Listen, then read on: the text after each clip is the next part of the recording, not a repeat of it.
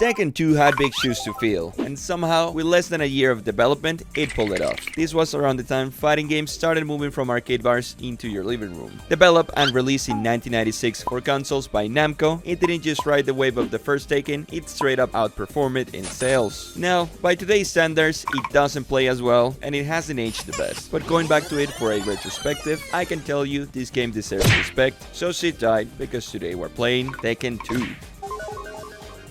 Parting from the base, two statements I want to clarify and build on. Is Tekken 2 underrated? Yeah. Nobody really talks about it, even if it doubled the sales of the first Tekken. It didn't just repeat the formula, they actually improved on everything. More characters, easier combos, and cutscenes that try to give the game some kind of story. Now, better than Tekken 8, which is on my thumbnail, might sound like clickbait, but I swear it's not. Talking straight performance, I just don't get why the main menu of this game that came out 2 years ago runs awful. Why do I have to tweak settings just to make it playable in 2026? PC gaming issues, but whatever.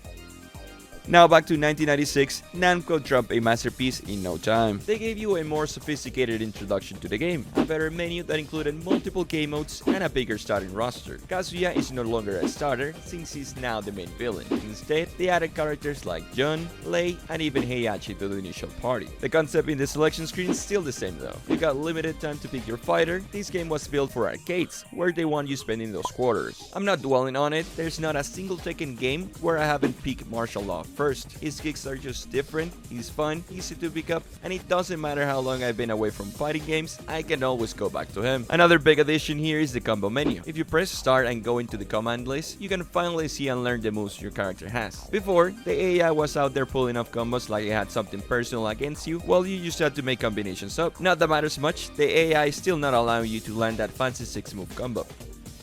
I don't think the music is that much better than the first Tekken, but the stages definitely are. Round 1. Fight! The backgrounds are stretched out way more, so they don't loop as obviously, and overall the game just looks better. Believe it or not, 30 years ago this actually felt like the future, especially on those two TVs everyone had back then. Stage 8 is where you fight the sub-boss for each character's run. These are usually the fighters you unlock after beating the arcade mode, assuming you actually can. Stage 9 will have Kazuya waiting for you on one of the strongest display of artificial intelligence you will encounter in your lifetime. It's not only the fact that it can pull the most complex combos, it's also the fact that it's literally input reading, meaning the AI knows how to move or react because it knows what you're doing at 0.1 milliseconds. It is possible to beat this AI behavior, it just happens to be through very conservative fighting style. No combos, just kicking from range. Once you take him down, he transforms into Devil Kazuya, a purple winged demon because why not? It represents the ultimate form of evil in the world of Tekken. Don't ask me for specifications, at this point they were just going with the flow. The fact that there is a fighting kangaroo or dinosaur should tell you something. He's slightly easier than regular Kazuya, so I'd have him beat down in 3 or 4 tries. Once that's done, congrats, you have successfully beat the arcade mode. A cutscene will show you the aftermath of your character after they won that series of fights. The credits will roll, then, some stats will show you the amount of time played with all the characters. And back you go to the arcade mode to choose another character, test their movesets, find out their stories, or whatever. That's the gameplay loop of the first few Tekkens, if you didn't have friends. Polishing the rough edges really seemed to be the focus during the short 7 months of development this gem had. Back then it was, and even now, I really appreciate the added depth they gave to a game that already had a lot of personality. We went from 17 characters, mind you lots of them were just for skins, to 25. Any character that you unlock counts with its own moveset, and cutscene that explains why they belong to the Tekken world. Anna Williams is the younger sister of Nina Williams. Prototype Jack isn't just a variation, he's actually the original version of Jack. Armor King is a wrestling mentor to our king, and Lee Chaolan, the adopted son of Heihachi, also happens to be my favorite character of the franchise. What's funny is that all of this lore is actually factual,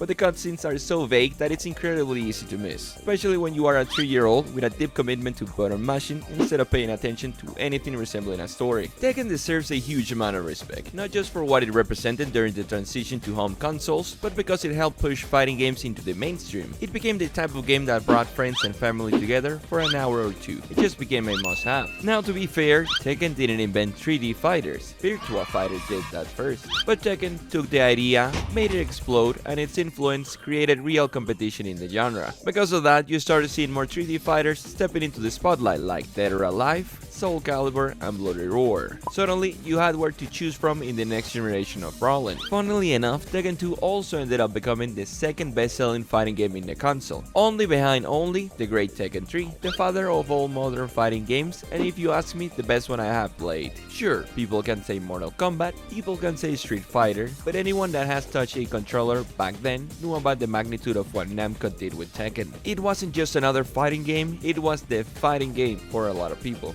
Being good at games is something I take pride in, but trying to get smart with the AI of this game is really ego-hurting. Just like in the first Tekken, after around round 5, the CPU just flips a switch and decides, I have to make this human suffer. If you try to grab, it will clinch out. If you have a nice combo, it blocks it at every level. Hesitate for half a second, you are suddenly on the floor staring at the Continue. while questioning your life choices. People love talking about ChatGPT and how advanced the AI has become. Just look at what they were doing back then in 1996 before Windows XP.